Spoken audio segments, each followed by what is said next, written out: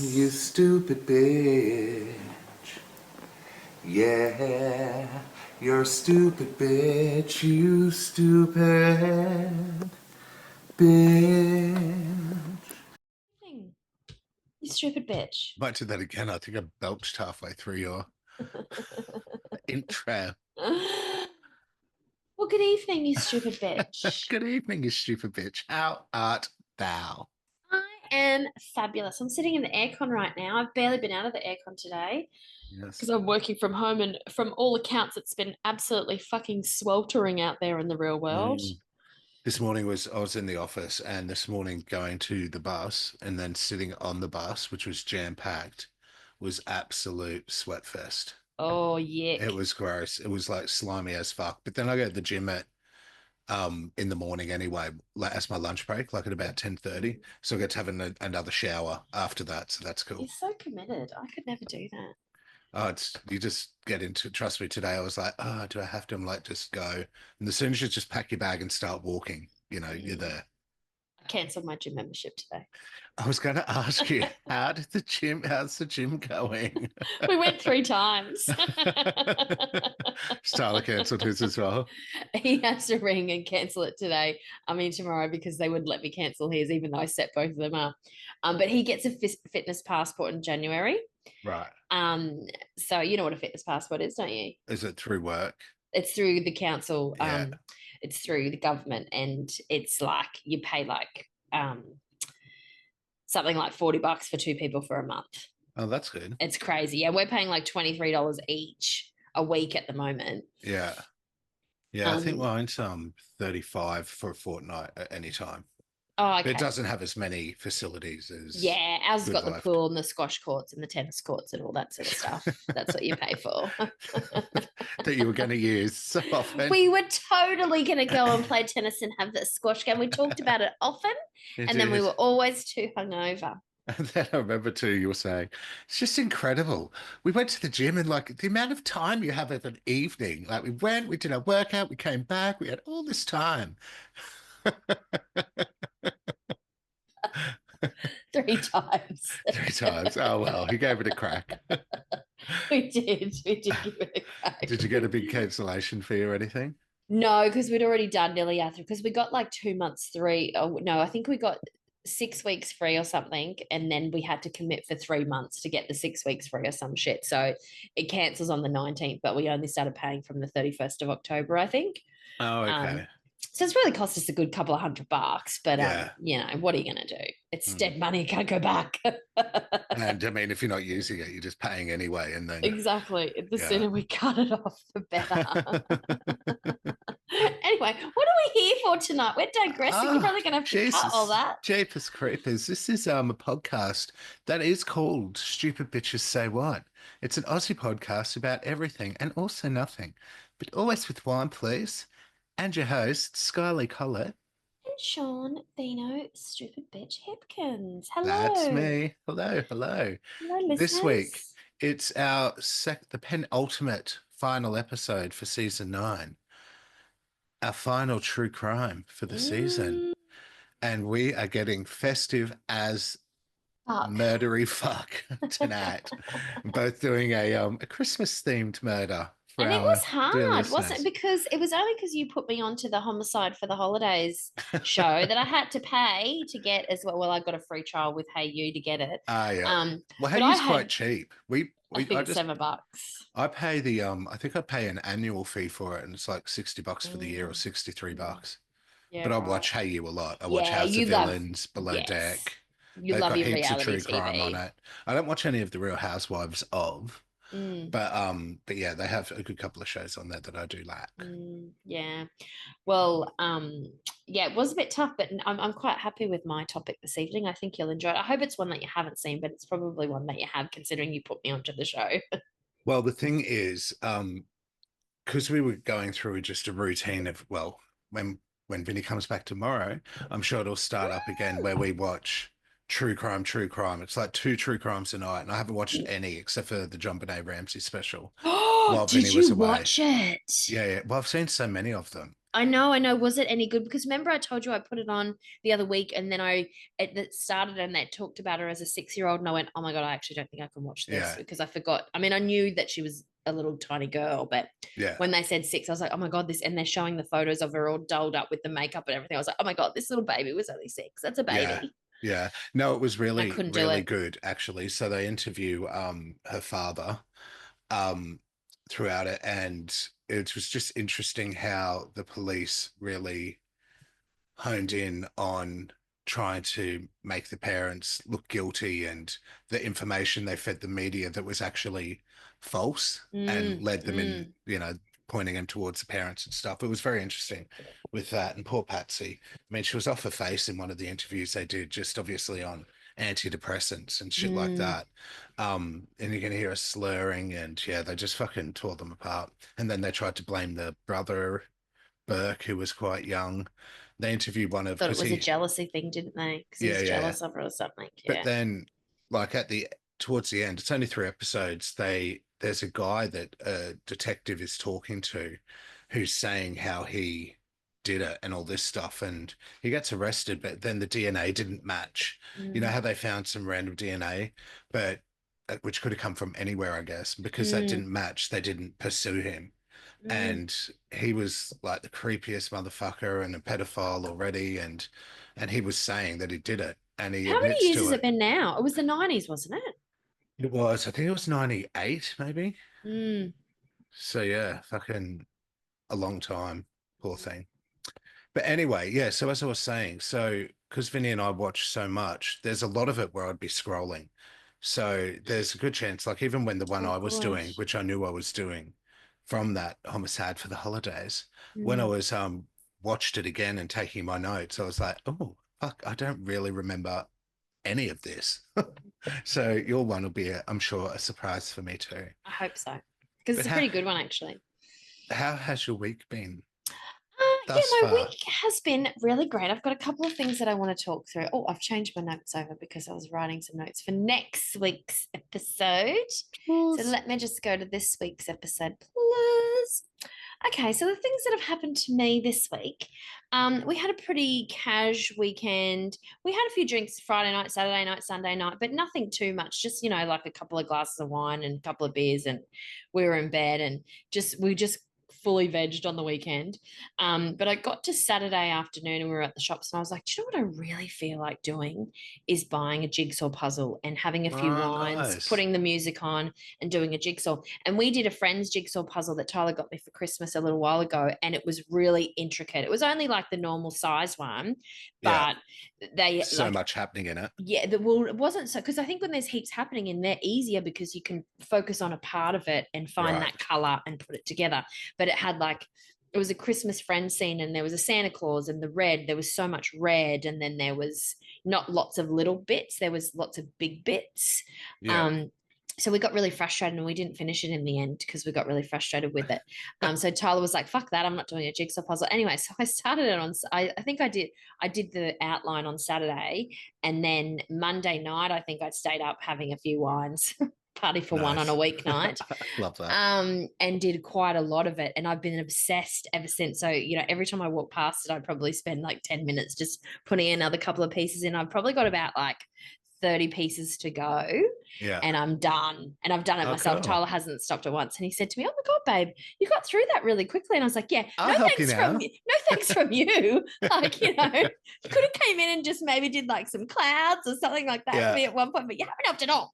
No, I love a good puzzle. I Music should, on and a glass of wine and a vape, and yeah. singing along and doing Yeah, all the yeah, bits yeah. in the zone. Like, But I we love just don't it. have a table to set one up on, which That is is the annoying. problem. It is. And if Yeah. you don't have time to do it, then that puzzle fucking stays there Yeah. forever Yeah. until you have time to keep doing it. And then you end up looking at it and hating it. So you don't want to do it because it's just like, There. it's like Yeah. staring in your face going, do me. Like, no.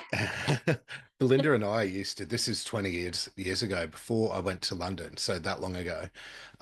We used to she used to come around to my house. We'd sit in when I lived with Mum and John as well, and we'd just do a puzzle while we were fucking talking shit and Mm, smoking, as you said. then we'd put them up, the completed ones, and we had fucking a stack growing.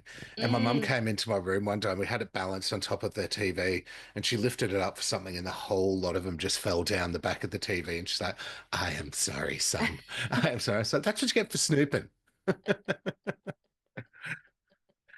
I used to have a friend when I lived on the Central Coast before I met Tyler, when I was still a single lady, and we used to like have a All few the once, single ladies, and put your she hands would up. come over, and I remember the first time she came over, and I'd started a puzzle, and she was like, "Oh my god, are you doing a puzzle? We're having a few ones." She's like, "Can we do it?" And I was like, "Yeah, fucking oath." So we put the tunes on, started doing it. She's like, "This is the best fun I've had in Yeah. ages." I Yeah. was It like, is good fun. "It is actually lots of fun."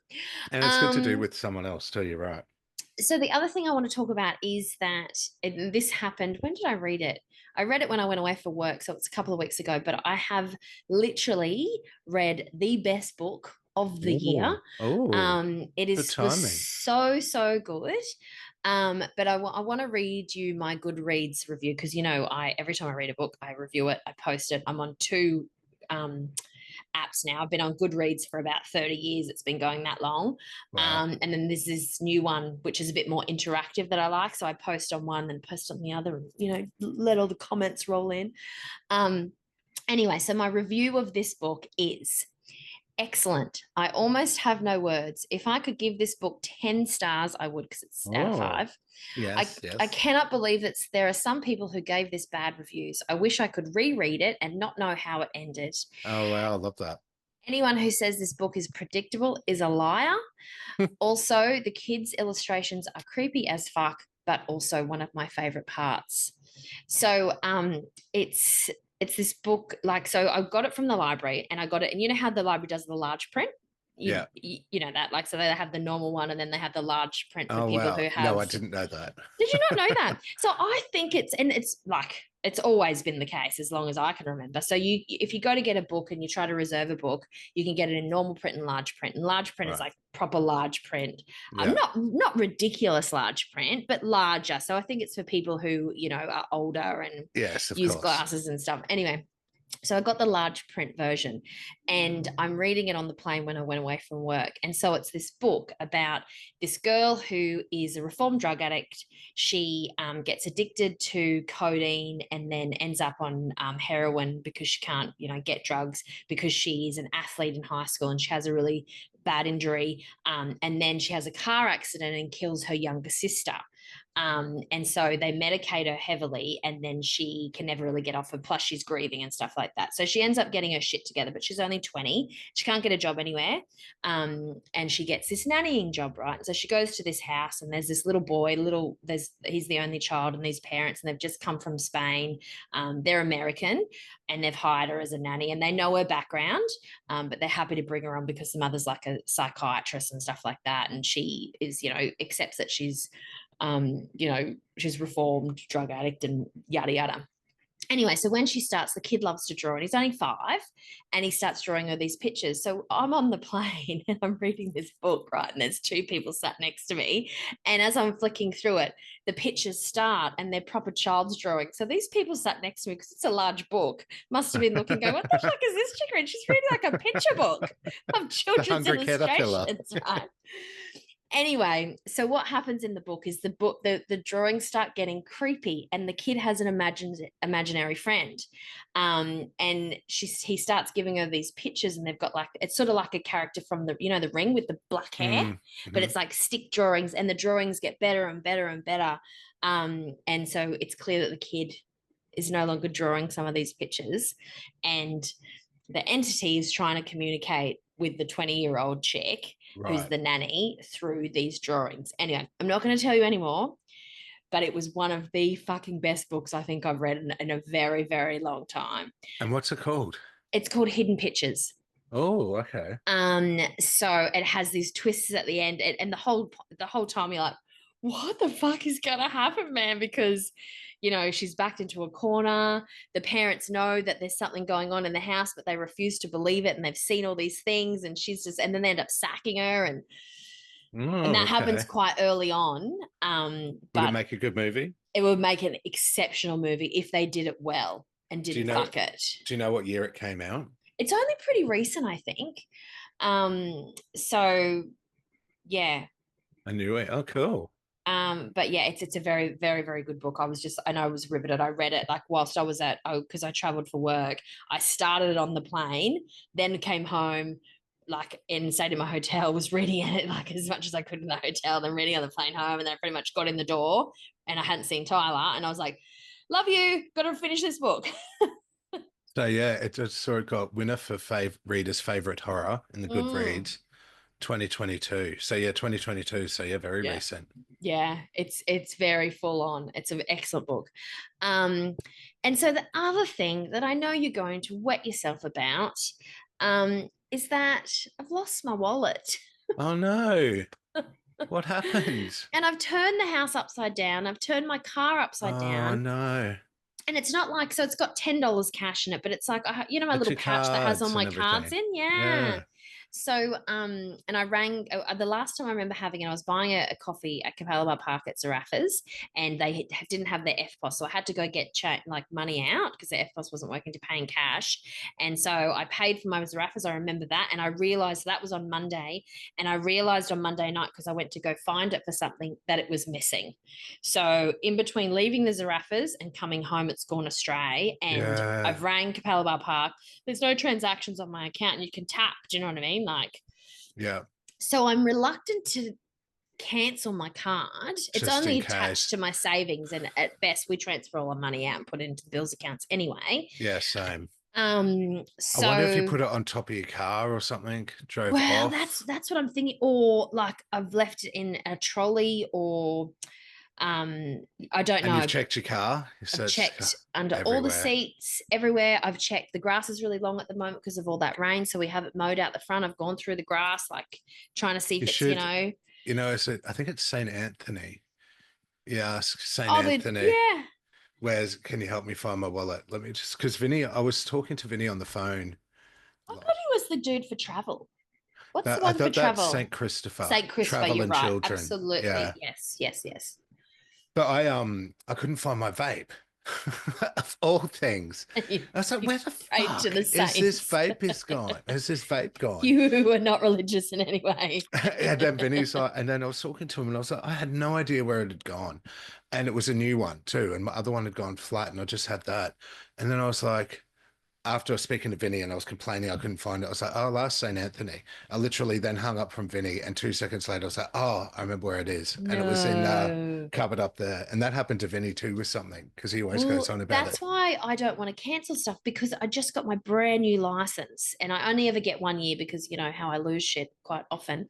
But my You can get wallet, digital now too, though. yes, well, that's what I'm thinking. So I think I'll put the digital one on my phone when I need to, and then I'm going to leave it to the weekend because I'm going to deep clean the house over the weekend. So I'm hoping that it'll show up. Well, But I've ask looked him all after the the usual, yes, podcast, yes. But I'm St. Anthony. thinking maybe I do things really Mm, absent-mindedly all the time. yeah, I put things in random spots and don't know what happened, and then I yeah. find them like months later. I'm like, what the fuck is that doing in here? Unless I've got a ghost. Sometimes I do think I've got a ghost that hides shit Yeah. from me, or it's just me being nuts. Uh, well, what about my Anywho, easy to do, darling? yes. Easy to do. Okay, so just lastly, for How's Your Week, I'm just going to give a little bit of an update on a previous story. So, listeners may remember back in June 2022, Oof. oh, to be just 42 again, plus.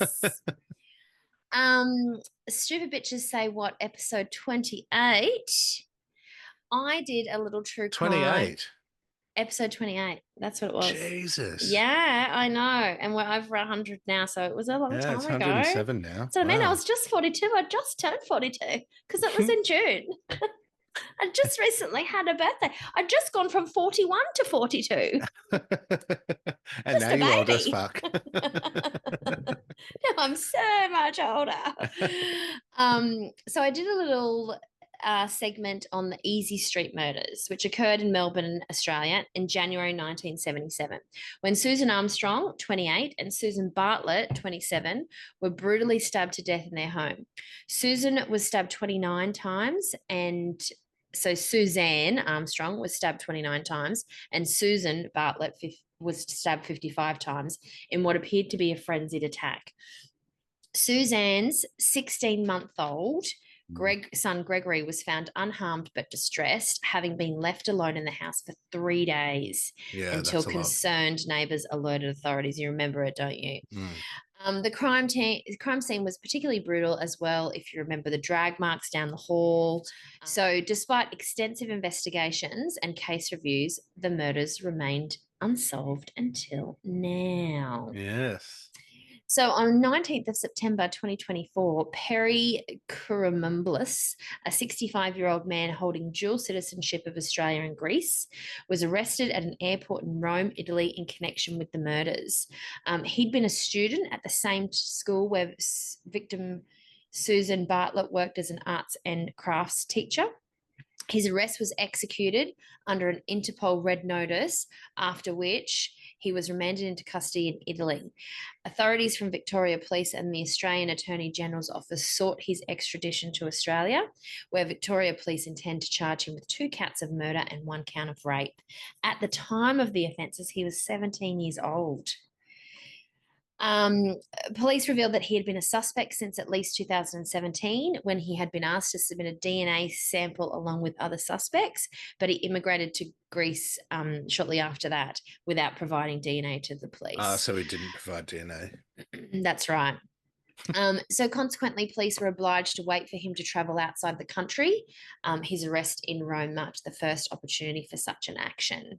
On 25th of September, days after his arrest, he appeared in the front of the court in Rome. He indicated that he would not fight the extradition request, telling the court he was innocent of the murders and intended to clear his name. So he was extradited and arrived in Melbourne late on the 3rd of December, and he has appeared in court, and he has claimed that he is not guilty of the charges, and he'll be remanded until after Christmas without bail. So he's stuck there until after Christmas, until, they find out what happened. What happened? I wonder if they'll be able to forcibly take DNA from him.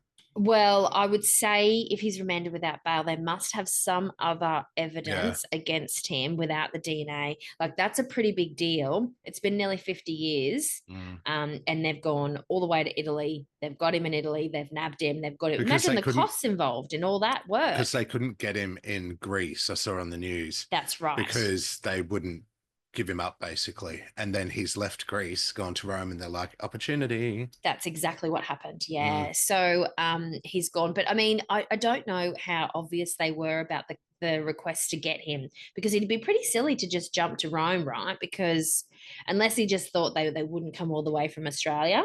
And probably thought after all this time. Exactly, yeah. But, or, he could be innocent. Innocent until proven guilty. And it's been a long, long time. DNA generally, rules it all out. At the end of the day, if there's DNA there and it shouldn't be, then, you've got a whole nother story to explain exactly. But it's just really crazy though, isn't it? Like, he's had his whole life. If he is guilty, he's 65. He was 17 when he did it, allegedly. So he's had a life. They didn't have a life. That little boy never got to know his mum. Grew up with family and whatever. And even if he goes to jail now, he still had a full life. Yeah. But anyway, so interesting. Well, I'll have an update for the Menendez in season 10, and you'll have an update for Is Street Murders in season 10. Yes, hopefully. So, how's your week been, you stupid bitch? My week's been good, thank you. So, as I was saying before, my husband is home tomorrow after 6.5 weeks. Yeah. Finally, the first couple of weeks were great, living my best life, being a free man, a faithful free man, but still just doing what I wanted, cooking what I wanted, watching the shows. Watching the shows that you want. But the last 4 weeks have just been like, or complaint. Exactly. And then, like, I'd say particularly this last week, it's like, all right, just hurry the fuck up now. Because I was thinking when we said our farewells in the flesh was when I was going off to my work conference. I remember, yeah. You were ships in the night almost, weren't you? Well, I got to say goodbye, and then the day I came back that night. He'd left that morning. Yeah. So we've got a fun weekend planned. He doesn't know about it, so pick him up from the airport at 9 o'clock tomorrow. He wants me to bake him a cake, so I'm making him a cake tomorrow for his arrival. I've got a little welcome home poster printed out for him. And then tomorrow, we're getting our Botox in the morning, getting the car serviced. And then we're having lunch with yourself and a few other peeps, which will be nice. And then we come home, we'll have a nap, and then taking him to the Maho Magic pop-up bar, the Japanese magic show, which goes for an hour. Have a couple of cocktails there, and then to the Enchanted Light foresty thing at Roma Park, Roma Parklands.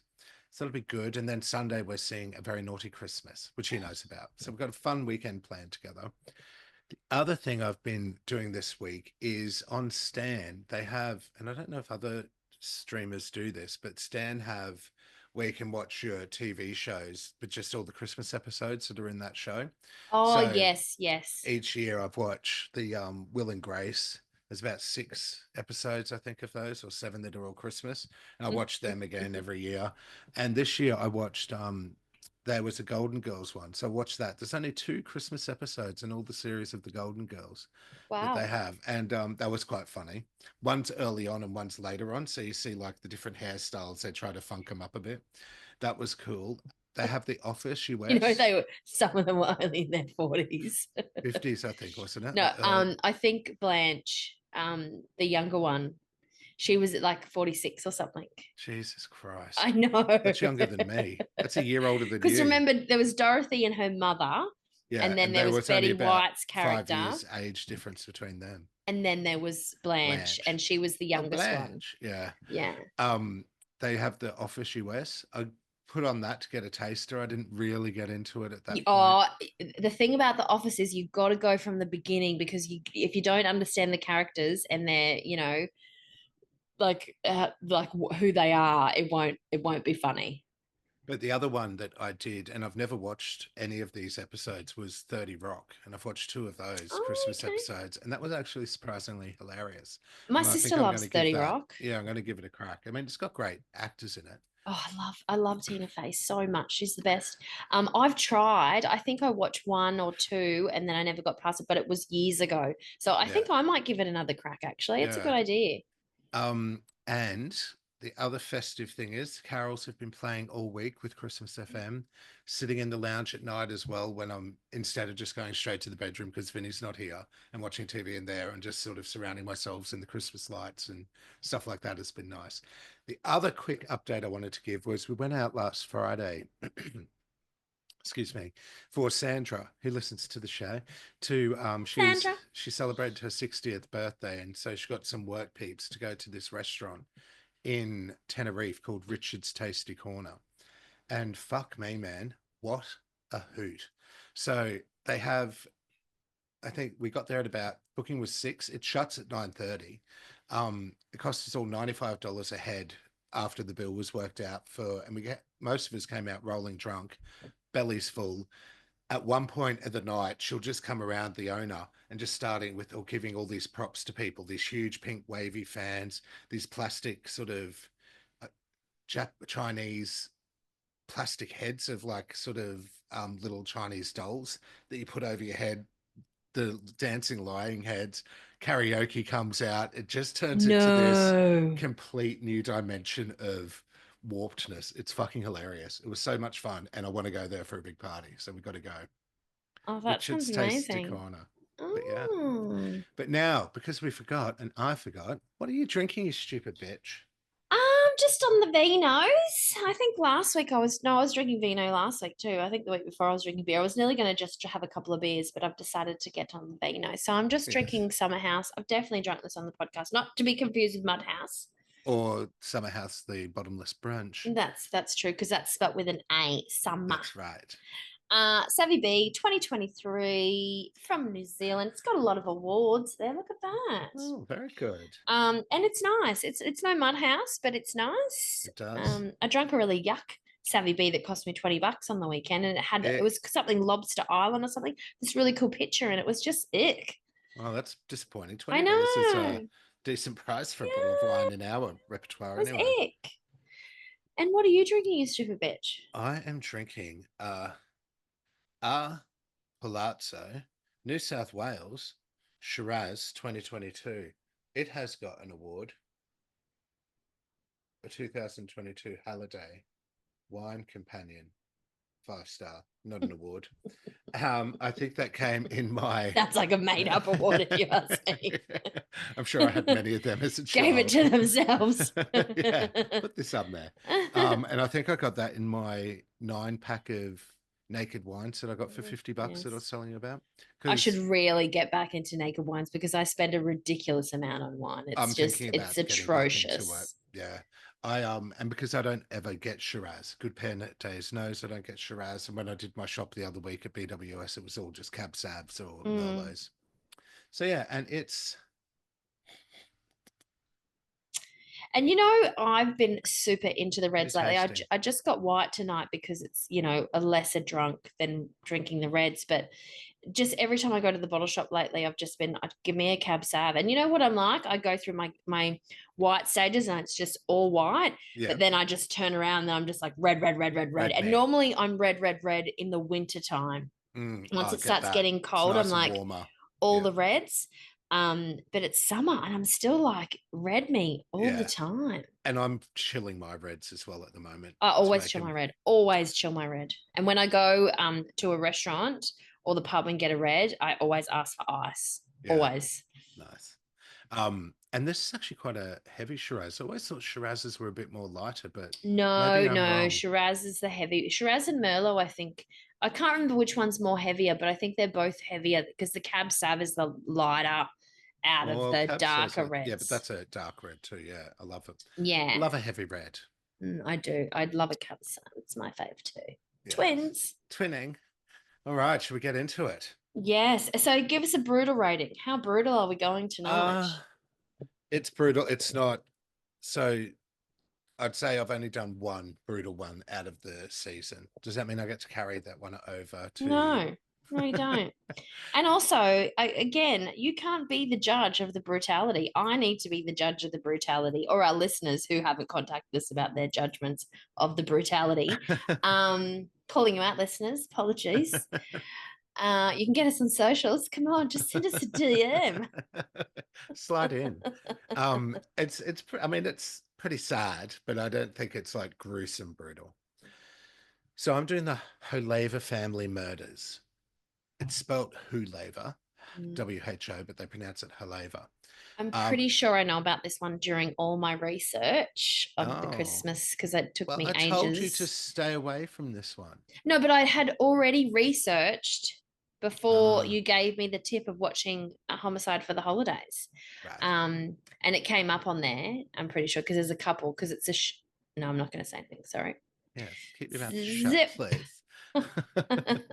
So I learnt of the case through Homicide for the Holidays, which we've spoken about, which covers a variety. How creepy is that music too, the Homicide for the Holidays music, when it comes in like the jingle at the beginning? It's so creepy. Tyler was like, because we watched a couple before I found my one, and he was like, this is fucking creepy as shit, Skye. And I'm like, I know, I love it. And the image they have too of the guy stood in front of the Christmas lit house. Yeah.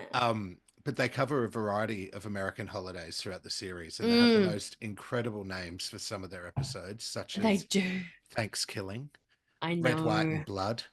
And the one I'm doing tonight was aptly named Silent Night, Lethal Night, which, as inappropriate as it seems, Vinny and I absolutely lost it when we saw that's what it was called. When we first watched it, we're like, Silent Night, Lethal Night.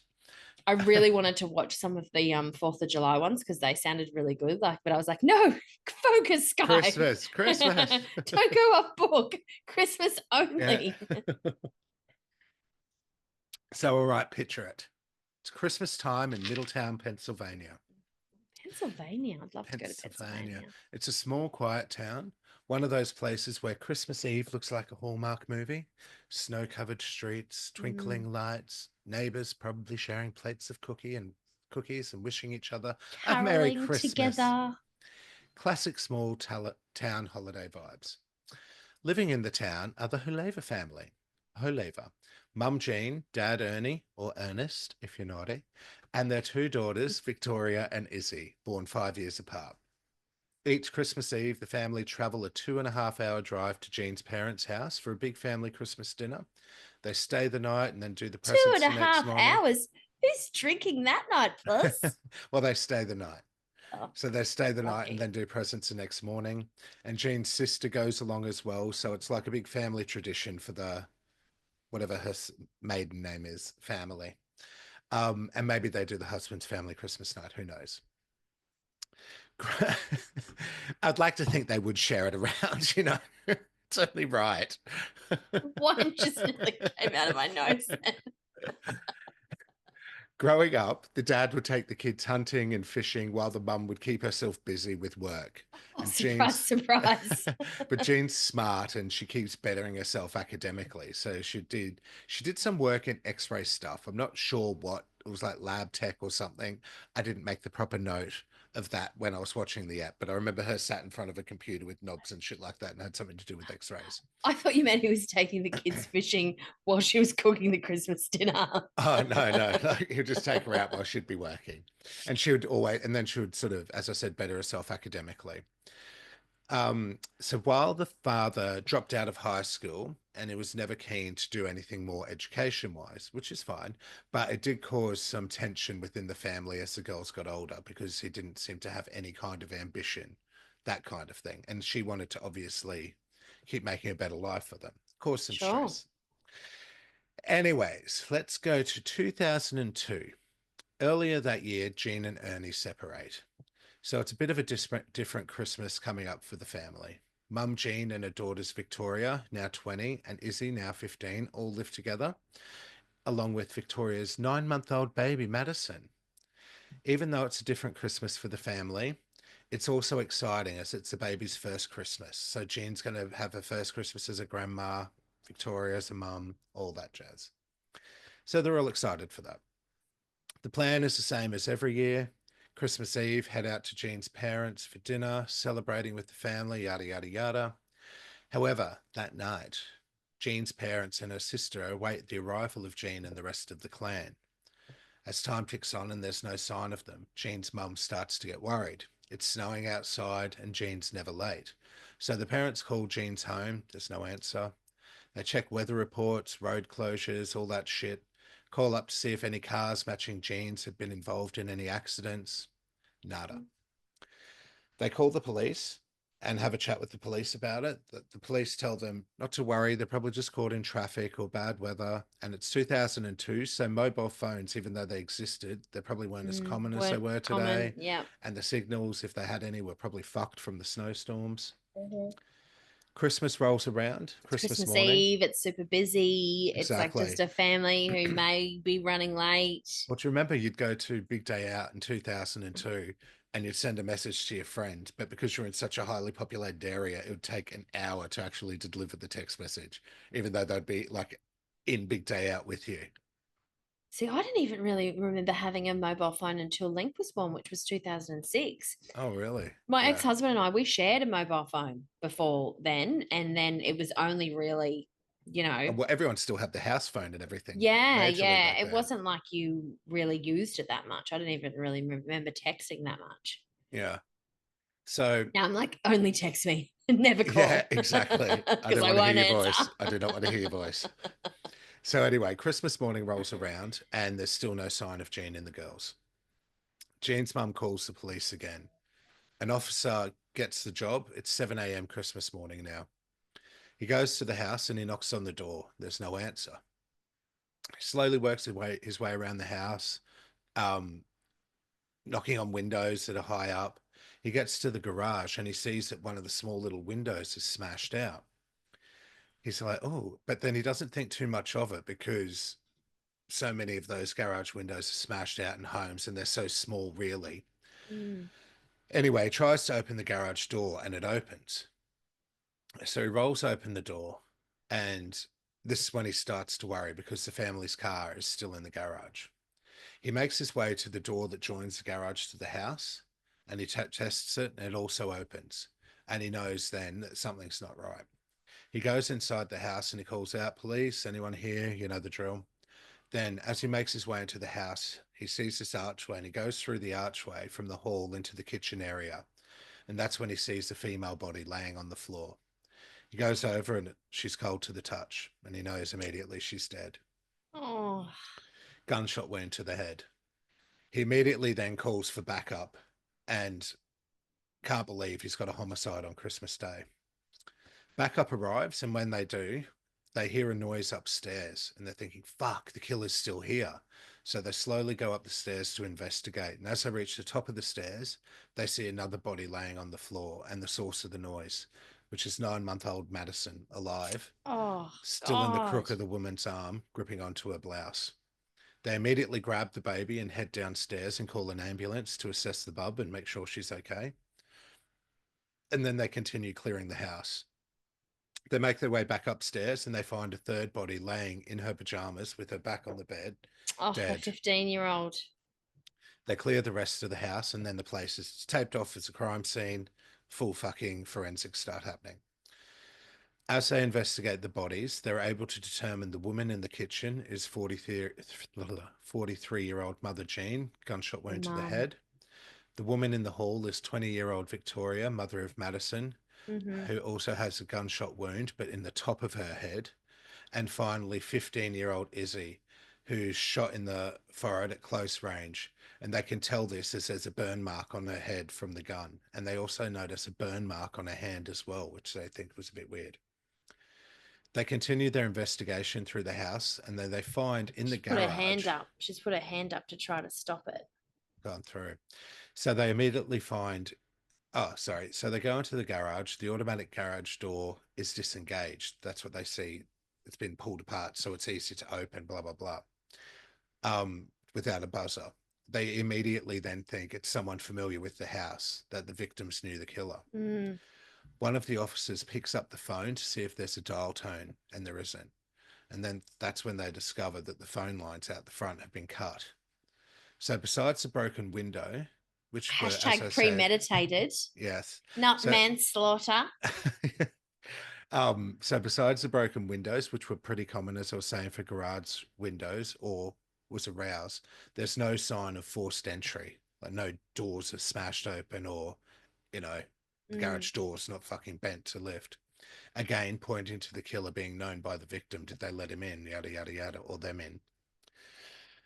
The police also notice that there's a disposed coffee percolator filter thing. You know how Americans have those filters for their coffee with coffee grounds in it in the bin that is pretty fresh.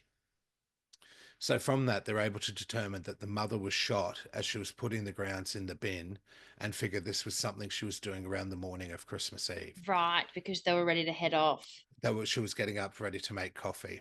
Mm-hmm. So the family were murdered that morning, and the bodies had been there for at least 24 hours. So the poor The baby was just there alone, not knowing what the fuck is going on. It's 9 months old as well. Oh, it's not as bad as the Easy Street murders. He was there for 3 days. I know. The police then need to let the family know on Christmas Day that their daughter and granddaughters and great-granddaughter were murdered. Oh no, the great-granddaughter. Change that. That baby's alive. The police then need to let the family know. I'm following along carefully. On Christmas Day that their daughter and granddaughters have been murdered. And as you could imagine, the family are fucking devastated. So police start their investigation, and first port of call is Ernie, Jean's ex-husband. They find out he's living with his parents and his brother in Pennsylvania, but about 3 hours drive from Jean's. So Christmas Day, they drive out to chat with Ernest. They're able to get in contact and Ernest's brother Scott. They're able to get in contact. Did you hear what you said then? What? You said in C-U-N-T. Contacted. They're able to get in contact with Ernest, and Ernest's brother Scott brings him to the local police station for an interview. Ernie advises the police that he was aware of the deaths through family members telling him, but he has no knowledge of who could have done it. He's able to provide an alibi for his time during the murders, as he was out with his brother early that morning, spotting coyote and deer, which I believe means gone shooting or spotlighting him. I don't know. I'm not a hunter or shooter. Anyway, his brother is able to confirm the alibi. So police start looking into other people of interest who were close to the family and start looking into Frankie, the father of Madison, baby Madison. Oh, no. They learned that Victoria fell pregnant quite early in the relationship, and their relationship was quite volatile. The police were called to the home on occasion due to their hostile I was relationship, hoping it wasn't the dad. and the paternity of Madison was called into question by Frankie, which I think started a few of the domestics. So they end up doing a test, and Frankie is confirmed to be the father through the paternity test. Cops speak to him, and he says he was with his girlfriend, going to church events and taking his mum to work during that time. Again, his alibi is confirmed. He's ruled out. He tells them, Oh, however, of a new boyfriend that Victoria has, Turner. oh, Turner was well liked by Victoria's family, her auntie saying how he was a nice guy that really took to Madison. And the police learned that Turner and Victoria had an on again, off again relationship, and the couple had just had a recent falling out, which saw Victoria move back home with her mum. They also learned that Victoria had been telling Turner that he was the biological father of Madison, and he became very attached to the baby, even though she knew. But I don't know when the paternity test happened, but yeah, he became very attached to the baby.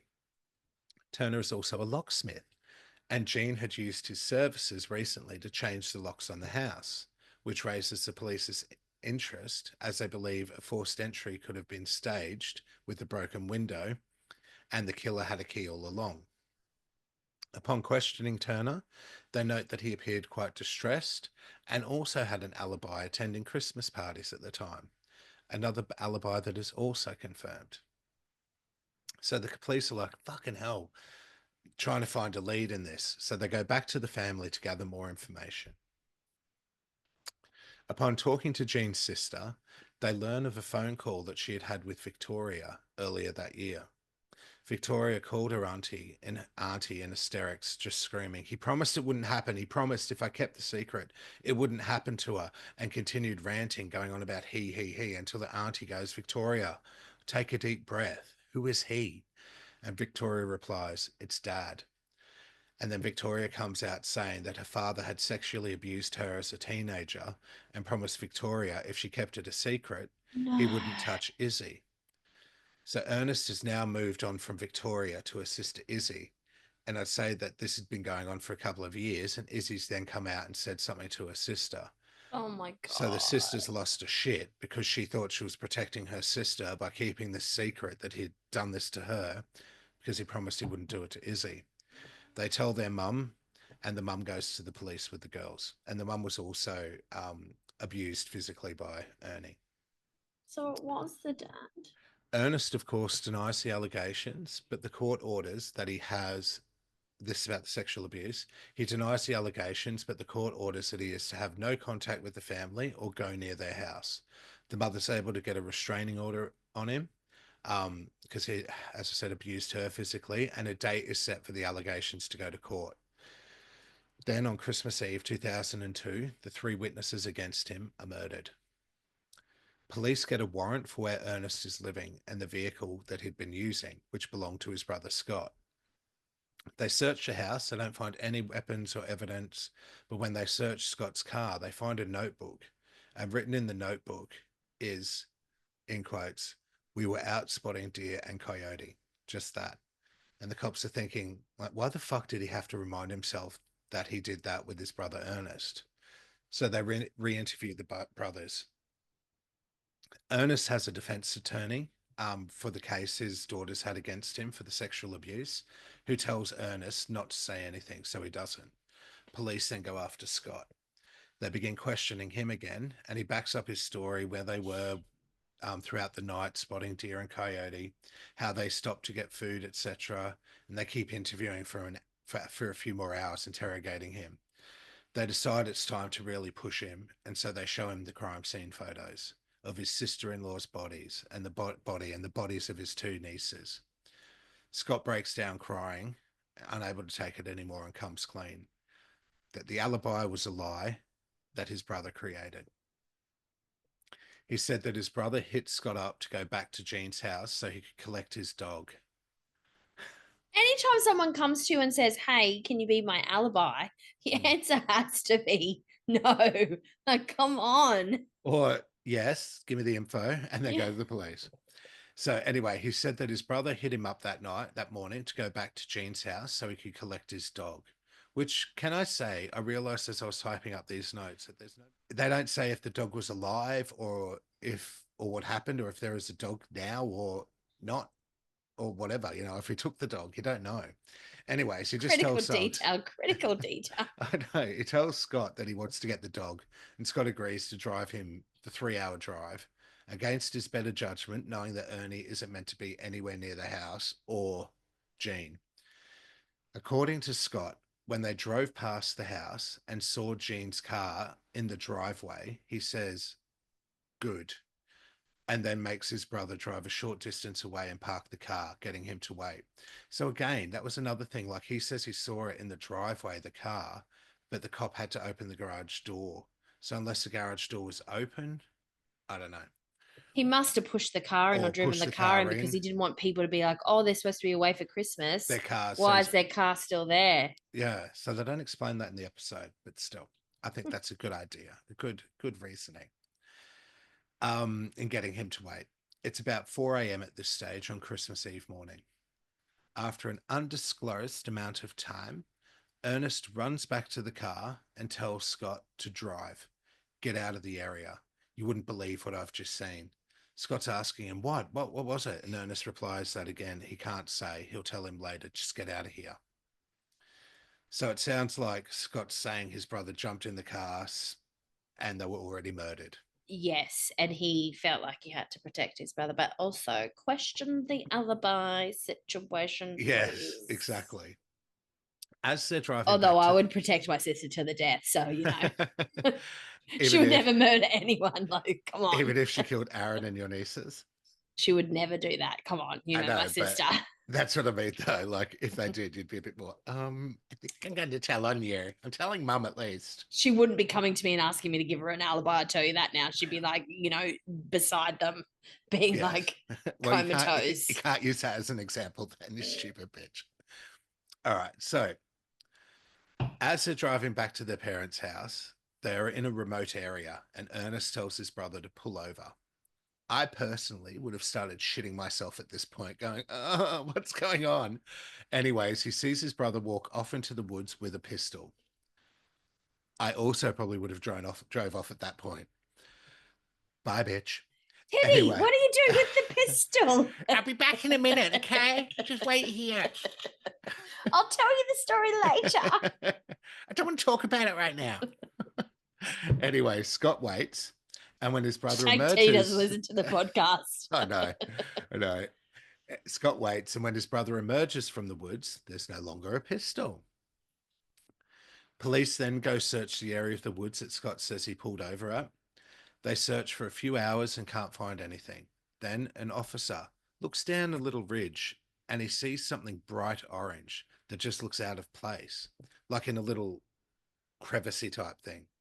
He gets a closer look and sees it's the gun. It's in a puddle of water and had started to rust, so that made the bright orange, which I love because he wouldn't have seen it without the rust on it. Hence the orange.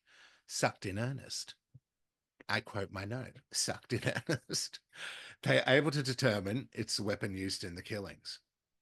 The police then piece together what happened that Christmas Can I Eve say morning. one thing? Yes. Why is it in so many of these cases something, crazy happens like that where it's like you would never notice it and there's just like something like above Yeah. is like pointing a person Divine towards them. intervention. But then there's other cases that don't get solved for 50 John Benet years. Ramsey. Do you know Yeah. what I mean? Like, I Yeah. just Yeah. don't understand. Yeah. Yeah. I know Why what you can't the mean. powers of the bee help us solve all the really Keep bad doing it. stuff? Yeah. Not just sometimes. Do it all the time, guys. Whoever you All are the up there. time. Maybe they've got it there and then certain information isn't being released because it doesn't fit the dialogue. But then Easy Street Dude is 65 if it's him. You know what I'm saying? Yeah. So, and exactly, look, in the end, hopefully it does. The police then piece together what happened that Christmas Eve morning. So the brother drives Ernest out to the house. He cuts the phone cords and then gets into the garage, waits for Jean as she comes down. She makes her coffee, shoots her in the back of the head, Oh, I think, as she's putting the coffee grounds in the bin. The sisters wake up to the gunshot. They probably realize it's their dad because they've got the court case coming up. Victoria grabs a baby and heads to Izzy's room so they can probably barricade themselves in that room, but she doesn't get there in time and he shoots her. The top of her She head crouches down over the to baby, protect the protecting the baby. baby, which is why the shot is in the top of the head. She falls to the ground with the baby's in her arms still, baby in her arms still. He then My forces his God. way into Izzy's room, puts the gun to her forehead. Just as she grabs the barrel of the gun to pull it away, he fires, hence the burn marks on her hands and head. The baby is then left there for 30 hours. It's snowing outside, so it's cold, right? And it's Mm. lucky the baby survived that at all that time. Ernest is arrested on the 2nd of January, so they're pretty quick in getting all this shit That was sorted. super quick. His brother Scott is arrested on the 3rd. Scott pleads guilty to 3 counts of third-degree murder as an accomplice. They needed his testimony against Ernest, so they had to enter an agreement with him, and he receives a maximum of 25 years in prison for his involvement. Like, I would be totally fucking pissed. Not let alone the fact of my brother killing my sister-in-law and And his nieces, nieces, but and leaving his, great niece to be, to, maybe die of like starvation and stuff if someone hadn't found her. found them. Um, but bringing this shit onto you as well. Mm. Though, And really, his role was, just actually maybe like loving his brother a little bit too much and just not yeah, asking enough information. Like it does seem very extreme for him to get that I felt a bit bad for because they him were for the already guy. passed away. Do you know what I mean? Unless he was an accomplice, like they'd already passed away. Like, they still got him in the end. I feel like that's a bit too I much thought too. it was I a bit agree. harsh, but they say a maximum of 25 years. Um, so maybe he's out. If they stop you from finding the murderer, and then I agree that they need to do the time. Like if they have information that stop you from finding out who did it, then I If think they that they're helped you equal. plan it, Well, not yeah, even that, but if they know something and then don't tell, then I think yeah. they need to be in a lot of trouble for it. And But again, if depending on the they found him circumstance, straight, like if they realized it straight away, then he was an accomplice. He just yeah. knew a little bit that he should have said, but he ended up coughing it up anyway. And I don't think he was the brightest of things, TBH, Mm, as well. But like, because and he's as a well, if hunter, is that why? I Because think he likes because to shoot stuff. when I saw him on Watch the the deer, check the deer. spot the dare, when I saw him on the TV show, I was just like, okay. Oh, okay. Mm. um, but also like then you've got people who are threatened with, "I'll kill you and your fucking family if you fucking say Mm. anything." Obviously, it didn't go that far. Mm. Anywho, Ernest is arrested and he's charged with 3 counts of first-degree murder, but pleads innocent. Fucking scumbag. However, just when you think it can't get any worse with little old Ernest, an inmate in prison contacts the police saying that old Ernie reached out to him about trying to organise an assassination, trying to hire a killer from jail. This is still January 2003, by the way. So, who was his intended target, I hear you ask? Who? His Frank. brother. Frank, the father of Victoria's baby, his granddaughter Madison. Like the fucker had already destroyed Madison's life by taking out her mother, auntie, and grandma, now he's going for the father. But why, I hear you ask? Why? He wants the assassin to shoot Frank, then leave a note staging a suicide where Frank confesses to the murders of the 3 women, exonerating Ernest. Absolute literal psychopath.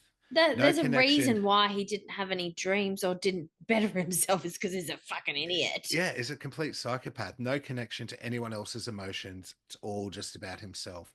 And so the cops get an undercover agent to contact Ernest as the would-be assassin, Oh and they my record the God. conversations, but they use the code word for Frank as tank. So they say the tank is 23 years old and you'll find the tank here. And they enter into a contract together to destroy the tank, setting him up, which is fantastic. He sounds so gleeful when the guy agrees to his plan to kill Frank, allowing Frank to then to allow then Ernest to look after the grandbaby. And it's all used against him in his trial. They play the phone calls, etc. The juries find him guilty of all 3 murders, but they don't find him guilty of the sexual assault charges. as they couldn't hear any Didn't have evidence, enough evidence to as do it they because the witnesses were dead. and they were satisfied by charging him with the murders, which I get what you're saying as well, and like at least he's charged for that, but it kind of sucks in a way that Did he get life or did he get executed? he receives 3 death sentences Well, there you go. and has been repeatedly fighting these in various courts ever since. Doesn't matter how you get it, as long as you get it. Get it and go and get it. Still maintain. Pennsylvania has the death penalty. Well, Well, interesting. this you'll find Again, interesting as well. against the death penalty, but sometimes you can find some glee in it. Yes. Well, you find this interesting. So he'd been repeatedly fighting it in various courts, still maintaining his innocence. As of 2022, which was the last thing I could find on him, as it was the 20th anniversary of the murders, he was still on death row, and apparently there hasn't been an execution in Pennsylvania since 1999. So they think he'll just die in jail. Oh, okay. So we won't get executed. Well, So sometimes they that should be. is Silent Night, Lethal Night. Shit. That was It's a bit of a full ride, isn't on. it? Yeah. That was crazy. And it's not the one that I was thinking that you were going to do, Good. actually. Excellent. I think it came up, but I thought it was a different one. I thought it was one of the ones where they went shooting and they killed a whole bunch of people on Christmas Day or Christmas Eve, like the young ones. Oh, okay. Right. Yeah. And there was two. There was another guy who dressed as a Santa and killed all his family. Yeah. It's fucking, how cruel is that? That was hectic, man. That was fucked up. Yeah. It's That a bit of dude a ride. deserves to get executed. He deserves like the And you lethal should see him too. injection. Like, and still maintaining his innocence. It's like, dude, they were about to testify against you for sexual abuse and batter and assault and abuse. And they all mysteriously die on Christmas Eve, and it's not you. And your brother's saying he made me do all this. It wasn't your brother. Your brother didn't go out there to protect you and do it. You did it. You liar. God. Psychopath. That's really sad. Oh, no. Well, they're never happy, are I they? wonder where Madison is. I hope she'd be with Oh. Janine's. Is it Janine or Jeanette? Jean's grandma. Jean. She'd Yeah, be or with she might Jean's be. She might be family. with Frankie, the She might be father. with her dad. Yeah. Yeah. Yeah, she might, But and she'd might be be with her dad. 22 now. Mm, No. she never knew her mother. No. So sad. So anyway, what festive old tale do you have, you stupid bitch, Skye? Well, I'm going to do my title isn't as snappy as yours, according to Homicide for the Holidays. But They do get a bit lame at the titles as they go on. It's called The Christmas Tree Murders. Oh. Side note, there is a fictional book of the same name, please. I think it's one of those cozy festive mysteries. Unfortunately, this story is not cozy at all. But I'm sure not as brutal as yours, I put in my notes. As Christmas approached, Minnie and Ed Maurin were busy preparing to host a holiday lunch for close friends on December 19th. For the elderly couple, the season was not just a time of joy, but also part of their livelihood. As Christmas tree farmers, they took great pride in their 120-acre farm, always showcasing one of their finest trees in the front window of their home, a warm and festive tradition they cherished. I love that. Is it sounding familiar at all to you? No, but I love that. Don't Google it. I know what you're doing. I can see you I'm typing. I'm moving my cord. Oh. Thank you. However, when friends arrived on the planned day, something felt immediately off. The usually welcoming Maurins were nowhere to be seen, and strangely, the front door to their welcoming morons. Maurins. What's their name? Maurins. The usually welcoming morons weren't to be found. The usually welcoming Maurins were nowhere to be seen, and strangely, the front door to their home was locked. Even more unsettling, the curtains were drawn across the window that usually displayed their beautifully decorated Christmas tree, a sight their friends always admired. This was completely out of character for Minnie, 83, and Ed, 81, who were known for their open, inviting nature, also two of the cutest old people, based on their photos, who appear in good health for their age and very much in love. Wait till you see the photos, you're going to be like, oh my God, I just want to squeeze them. They're so cute. And why, like 80, to get murdered at 80, you've lived all that, you've gotten through, you think you're Right, you're going to We die of a don't heart know attack. that they're murdered yet. They're just missing. Well, I mean, come on. The theme They're of the not murdered. We podcast. don't know yet. They're just missing, Bino. We're jumping ahead as per usual. The theme of the podcast would suggest there's a crime. The absence of their hosts and the uncharacteristic state of the home cast a shadow of unease over what should have been a joyful gathering. After a series of worried phone calls to the Maurin home went unanswered, Ed and Minnie's family decided to go to the house themselves. Their growing concern soon brought police to the property as well. What they found inside only deepened the mystery and unease. So they were having a party. People showed up. They weren't there. They called the family. The family like, what the fuck? Down. Yeah. And then the police are coming. Upon entering the house, officers noted a scene that was both strange and unsettling. A shoebox and several bank statements were scattered across the floor, hinting at possible hurried activity or a search. Even more peculiar was the discovery of Minnie's handbag hidden behind the sofa, a place it wouldn't normally be. Minnie was known for always taking her bag with her whenever she left the house. I wonder if she's all hid it women. there, though. Adding to the alarm, the couple's green car, a well-known vehicle seen around town, was missing from the property, leaving everyone to wonder, where was Ed and Minnie? Had they left willingly, or was something more sinister at play? So considering their age, you know, it might have been like people are going, oh, they got a little bit confused. They were in their 80s, you know, like Maybe she just had to go get some cranberry maybe sauce. they got stuck along a road and the tire, you know, they had to change a tire and they're waiting somewhere for someone to help them. And But her bag being there they're adds a bit of old. questions. Yes, but you'd be hoping for the best, right? Of course.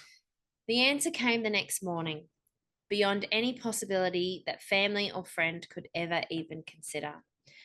The Marin's vehicle was spotted abandoned in a local parking lot.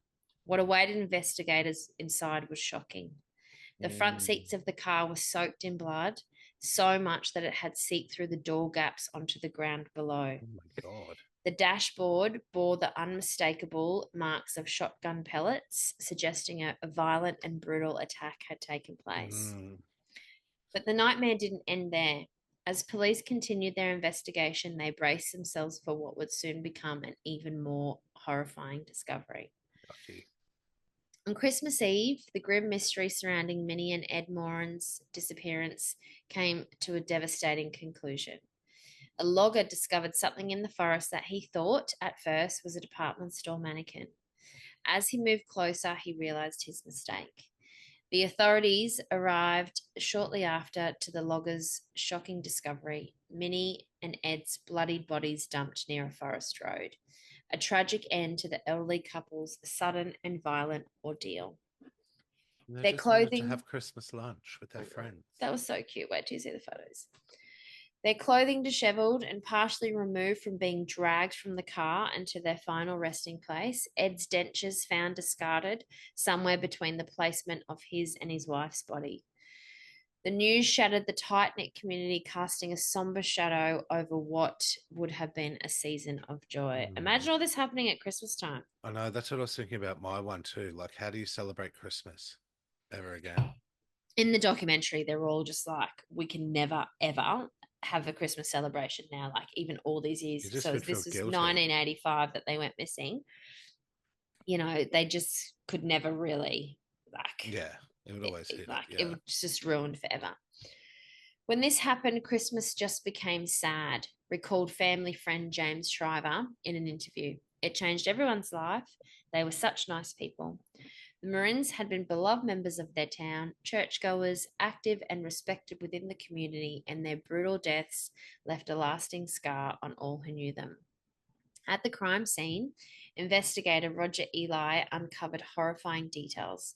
The couple had been shot in the back at close range with a shorn-off shotgun. A shorn-off shotgun? Likely whilst Stop it. A sawed-off shotgun. A sawed-off shotgun. Sorry, that was my fault. We sheared that shotgun to an inch of its life. Sean. Yeah, no, I was thinking that when you said there was blood and the bullets in the dashboard. So they're obviously in the back of the car. shot in the back of the But like head. they were just little tiny old people. Like they were so little and old. No, You know, no, like it's a shit. they blasted them. That would have just been like brutal. And one of them would have gone first too, which is just Which and then the terrible. other one would have known that the other one was coming for it. Like I Yeah, thought that the whole time I was watching the documentary. I just was like, terror. who went first? Who knew that it was coming Yeah, and before saw their the other one? Like husband, their spouse die. I think Yeah, they did her first and then he did him, but that would just it was just yeah, it's just so heartbreaking. messed up. Likely while sitting in the front seats of their car, their bodies bore clear signs of violence and disrespect, blood stains, and the disarray of their clothing. Ed in a shirt, jacket, and pants, and Minnie in her house coat revealed that their lifeless forms had been dragged from the vehicle by their legs before being discarded. You know, that's appropriate to laugh. And I just the line of violence and disrespect. Well, they were because when they were found, them, all their clothes were I mostly know, I off them know, because I they'd know, been I dragged. know. It's just funny. It's just like the sheer disrespect, It but is disrespectful, but it's yes, terrible. they've already been dead. Yeah. An autopsy further revealed that Ed had sustained severe head injuries consistent with being beaten before his Mm. execution. Oh, tell me When I where the money is, watched you old fool. when I watched the documentary, I just couldn't believe how dark someone's mind and Yeah, conscious must be to do something yeah. so awful to a helpless elderly couple. Out of What kind fucking of pure animals greed. they Yeah, must have been. yeah. These findings painted a chilling picture of the couple's final moments and the level of brutality inflicted upon them. Imagine them like huddling together and just being Oh, the like, poor man getting hit around the head like that too, and the wife probably seeing it and just being like, "Leave him alone." The disrespect. you need to stop. You need to calm down. You're being too I'm loud. gonna get pain in my side. Stop.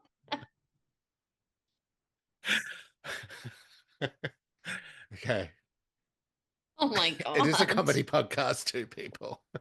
Mate, why don't you calm down, mate? Uh, Hold on. I also need to vape this if I want.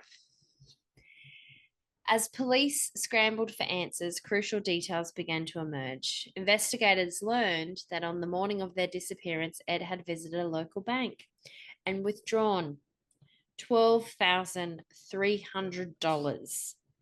$12,300 these people died for. that's what their life was worth to this person. What a My scumbag. God, man. I know, and I'm not going to say anything, but I'm already picturing who the culprit is. 12,300 is like a large amount of money in the 80s, but I mean, yeah, it's not really that large, but still, I guess to people in It's the 80s, it would have been a significant amount. But but still, still, 12 grand. Come on. yeah, yeah. They put $6,000 price tag on each of their heads, basically. So he went and withdrew the money, claiming it was intended for a relative. Ed went on to explain he was helping the family member buy a car. The timing and large sum raised suspicions of coercion. Additionally, witnesses came forward to say they had seen Ed and Minnie in the company of two men on the day they vanished, brothers Rick and Greg Rife. However, fear or uncertainty kept these witnesses from formally testifying, stalling the case and leaving many questions unanswered. So they're not relatives to them, the Rifes. Oh, so that's No, what I was thinking at first. It was potentially they went through angry all the grandson or some relatives. shit. They did go through all the relatives, and I'll talk about how they thought that the son would have been the most likely person of Mm, interest at the beginning because he was young, carried on a little bit. yeah, and you'd Um, think that too. That's where my head went to straight away. Was it was some bitter child who wanted money, and Daddy said no, and so he killed him. well, the other thing was it was a very, very small town, like ridiculous small town. Like there was Yeah, nothing. They didn't even have like the local town center was like ages away. So there was just like a big, massive, because they long had road 120 fucking that went, acres. Yeah, that went for miles. And there was just, like these people, they had a church, they had a shop, they had, there was nothing really going on. There was yeah. minimal people. They didn't even live near like any sort of populated town at all. The investigation faced mounting challenges, but the shocking details of the Marin's final hours galvanized the community and law enforcement to seek justice for the beloved couple. If anyone says they weren't afraid of the Rife brothers, they're lying. This is James Shriver again. Remember this name? The Rifes were bad people, enforcers. They threatened and intimidated others. The brothers, Rick and Greg Rife, had a reputation that bred fear in their community, casting a long shadow over the investigation into the murders of Ed and Minnie Maurin. Fucking assholes. Without sufficient evidence or witnesses willing to come forward, the 1985 double murder case quickly stalled. The Rife brothers left town 2 years later, and by the early 1990s, the case had gone cold. They were living in Alaska. The Maurin family How many years is after this, sorry?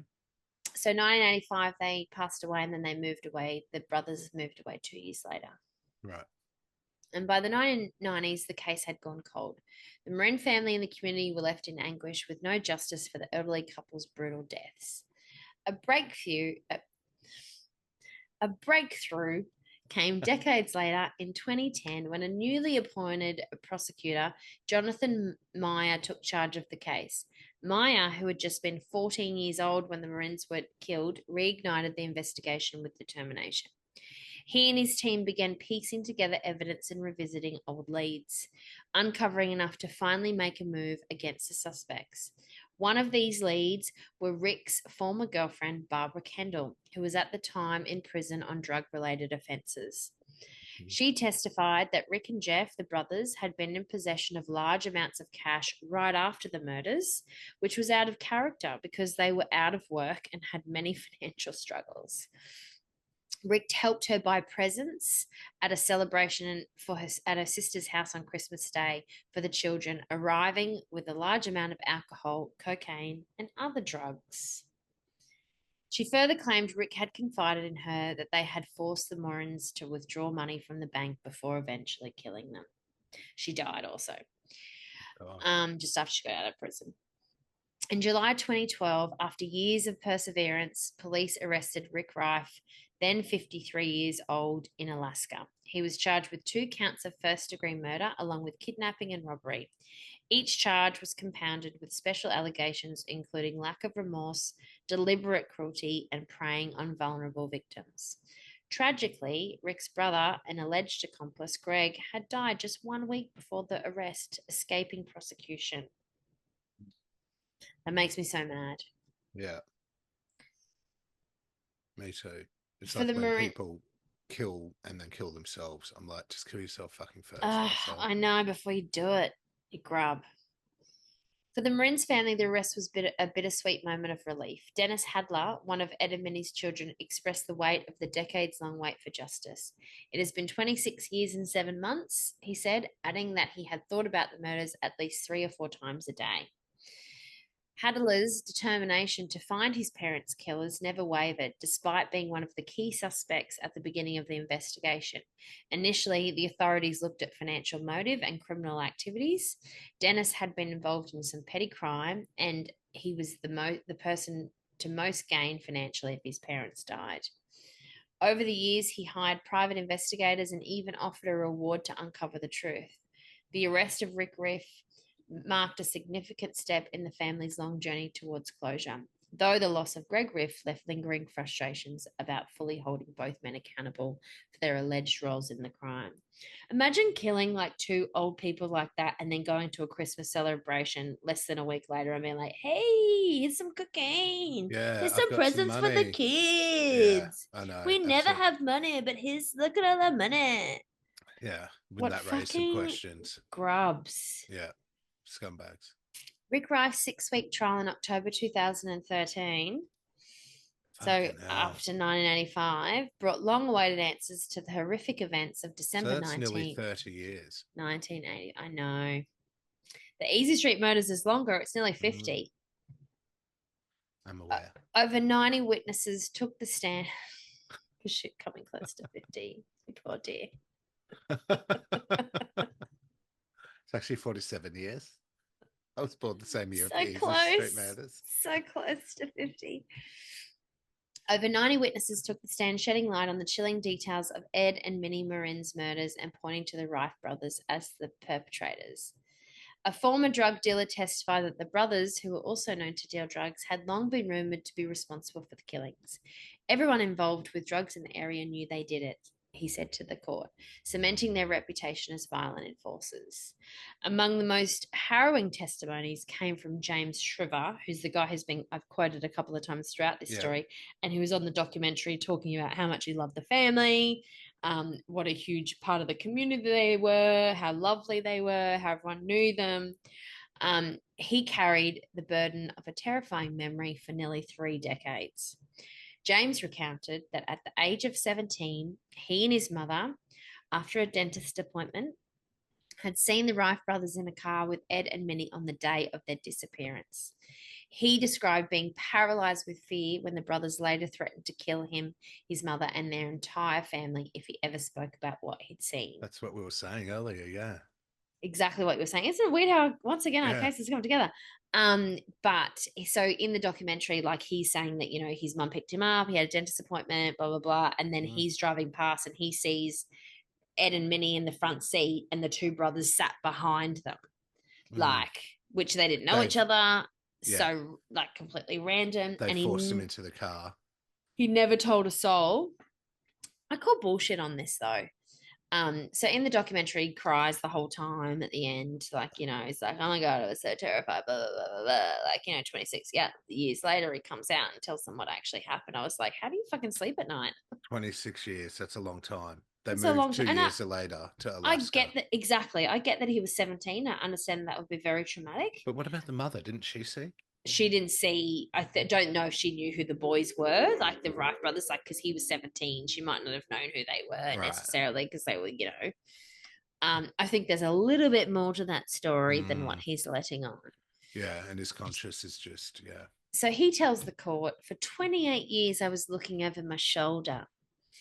Haunted by the threats, he remained silent for years. However, after his mother passed away in the early 2000s, he finally felt free to come forward and share his stories with authorities. Dude. Yeah. They got to live a long life. One of the dudes died before he got prosecuted. Yeah. Fucking come forward. He got away with it, yeah. The prosecution outlined a grim picture. They argued that Rick and Greg Rife had coerced Ed Maurin into withdrawing $12,300 from the bank under duress. Witnesses testified that the brothers used a friend's shotgun in the murders and were disturbingly cavalier about the abduction and killing, openly discussing their actions. Yeah, and that's another thing, like the people who heard those stories that never came forward. But this reminds me as well tip-off or something of the one of those little girls that got killed and they were in the caravan and then they, you know, and everyone talked about it and everyone knew in those circles. There was videos and shit like that, yeah. And they never came forward. What a disgrace. There's a special place in hell for you guys too. You might not have done it, but you knew that it happened. Just is, yeah. I think I'd rather die. Like, honestly, I could never, ever sleep at night if I knew that information. I already have sleep anxiety sometimes when I'm thinking about dumb things. Yeah, imagine knowing that you, like, saw something that contributed to people getting murdered. Yeah. 2 little girls especially, yeah. Like, it's just very disgraceful. Agreed. The trial's conclusion brought justice long denied. The jury found Rick Rife, then 55, guilty on all charges, including 2 counts of first-degree murder, kidnapping, and robbery. At sentencing, prosecutor Jonathan Meyer condemned Rife's actions, stating, "It is through his depravity and his acts that Ed and Minnie's lives were ended. Over $12,000 fucking dollars." Lewis County Superior Court Judge Richard Brosi echoed this sentiment, describing the murders as brutal and heinous before sentencing Rife to nearly 103 years in prison. Too little, too late. How old was he at that time? 55. Yeah.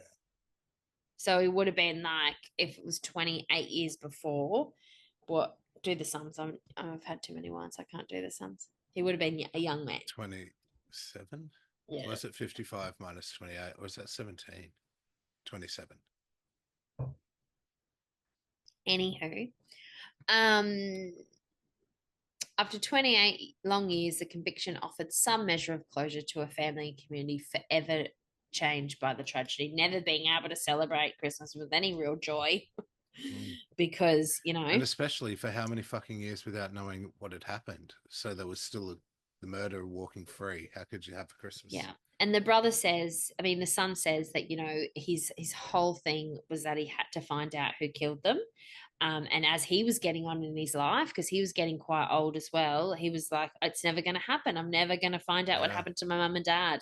And then he finally did. So it gave him that little bit of closure. Yeah. He's still alive, but, he's older. Of course. He'd be in his 60s now too. Would but give it's you so funny. much closure, though.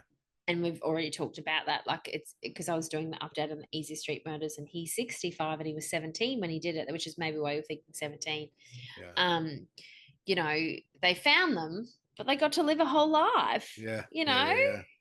They got to go and enjoy their lives and experience things every day. But when they found the brother that was alive, because the other brother had died, a couple of weeks, a week before, I think it was, before they found the other brother. And the brother they got was the main brother, like he was the instigator. Yeah. The other brother who passed away was like, the accomplice. The tag along. Yeah. Yeah. He was on an oxygen tank already. So if the other brother had died in his, late 50s, he hadn't really lived a very good life.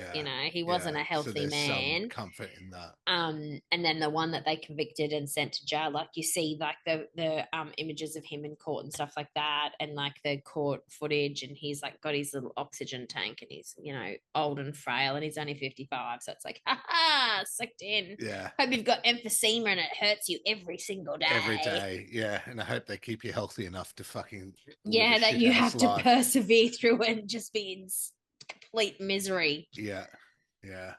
But yeah. Oh, that is so sad. But the other thing I wanted to mention is that it also reminds me of the Green River Killer and the perseverance it took from the police and detectives to bring the murder to justice after such a long time. So the detective who solved the case was, only a teenager, who just felt like he had to keep going all his life. Like when he became a police officer, he was like, fucking, I have to figure it out and bring these people to justice. And he did. And I know sometimes we give the authorities a bad rap for their poor decision making and victim blaming that the authorities tend to do sometimes and don't take things seriously. There is some really good eggs out there who really see it through. Of course. Yeah. Even when it's this long. Yeah, they don't give up. Like, they continue to persist. I think for good people, it would be very difficult to give up on something like this. Like, you would just always be, it's like a puzzle. Do you know what I mean? You'd always be like picking a different piece and trying to find if it fits and looking at it a different way and turning it around like 1,000 times and trying to push it into the hole until it finally comes together. You'd never be able to let it go.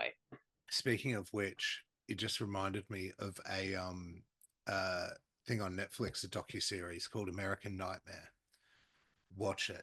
It is fucking brilliant. And there is another thing about that. It's again about victim blaming, but also a female cop who's involved who just continues to persist until she gets to what she needs to get, the answers. I don't want to give anything away, but watch it. It's fucking brilliant. American Nightmare.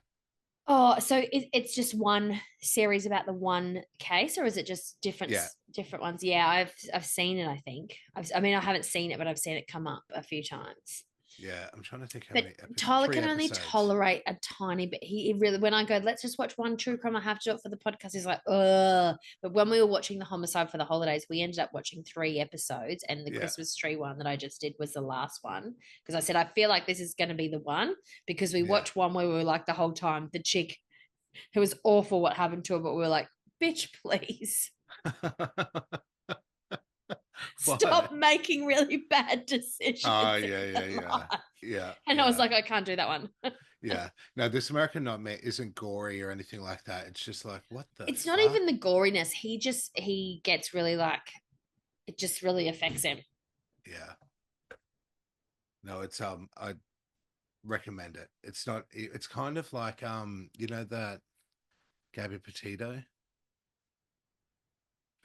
was it? Remember the girl I who went? know the name.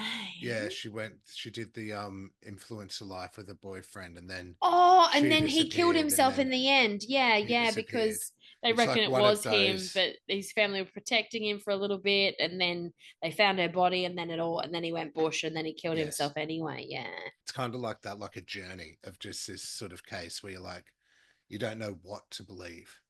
yeah. It's very good. Mm. Anyhow, Anywho, thank you that's for our listening, our stupid bitches. that's our festive true Our crime. festive murders. I like doing a festive murder. We'll have to do this every year. It's hard to find the cases though. I watched 3 episodes before I found one that was worthy of doing it on the I know. podcast that Well, had we only enough have to do content. one a year. So heaps more people need to die in the next 12 months, is what you're saying. Well, this Christmas. No, This don't say that. Christmas. That's bad. But there's other ones out there. It's good. But yes, thanks for listening, everyone. We hope you enjoyed our little festive frolic through true crime at Christmas. And next week is our last episode of the Yes, season. season It's 9. Christmas pop culture. Yay. We're gonna try a couple of new things. Yes. Not a Christmas special as We're not gonna such. sing Christmas carols, or we might. You know we're It's hard fucking to going to. say. Although it will be a Thursday night again. We'll It be will in the be a spirit because it's Thursday. so much closer to Christmas. We're like, oh my Yeah. god, it's nearly Christmas! Yeah. Well, do you know what was going through my head with your story when you said how they had the Christmas tree farm? Is Taylor Swift's "In My Heart There's a Christmas Tree Farm and the people da da la da da da da da." I can't say that I know that one, but You yeah, don't listen to good Christmas for you. FM. No, I'd put it on the other day. I did, but there was too many Irish people talking. I was like, That's the whole no, point. I love it. yeah. I love I just hearing and then that. I just put on a Spotify Christmas playlist, but it was not really pumping my vibe. I've got to say. Yeah. Oh, see, because we've had so many Christmases in Ireland, it always takes me back to hearing the Christmas radio going off over And you in married Granny's an kitchen. Irishman, so you know I did. you're part Irish, really. I've got Irish in me. And around your mouth. And around the mouth. In and around the mouth. But yes, tell your mates, get them on board. We had a good little Spotify Wrapped, but we'll tell you about that more next episode. Thanks, dear listeners. Love you guts. Yeah. Put some And comments. come, all ye faithful. You know, all we get on our Instagram account is the dumb bots. Yeah. Or people We want trying to human. get us to like sell shit to us. Yeah. We picked you out of like 10,000 million people to be our new person to just model this jewelry on your like Instagram account. We'll give you $1,000 a day. Fuck off. And we say no. Blocked. Yeah. Report. Good night, you stupid bitches. Good night. Yeah, that stupid bitch. He's a stupid bitch. What a stupid bitch. That stupid bitch.